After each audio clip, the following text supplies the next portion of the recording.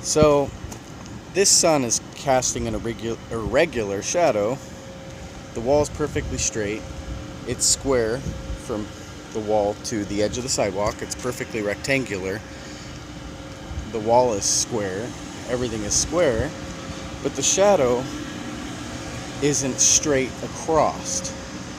Now, when I was mowing the weeds earlier, it was casting a perfect straight line, and that's how I was mowing along the line. But now that the sun is closer to setting, the top of the sun, whether it's the apex or whatever word you want to call it, is making the line bow. Now ask yourself, if the sun was really 93 million miles away, would it bow, or would it just be a perfectly straight line? Because all light coming from a 93 million mile away sun, or illuminating source, is going to produce straight lines onto a very small speck of a globe based on the model they present us.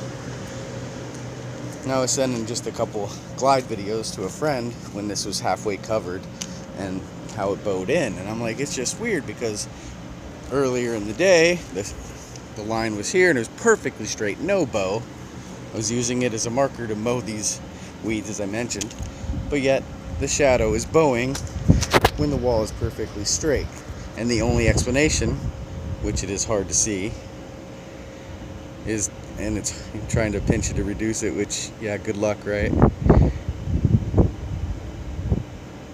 But because it has a round top, that round portion is getting over this flat line, creating more light above the wall. A perfectly straight wall, mind you. Everything's level. I just find it interesting. Just wanted to mention it because Paul in Scripture tells us to question all things, use our senses, even though Neil deGrasse Tyson says that you cannot rely on your senses.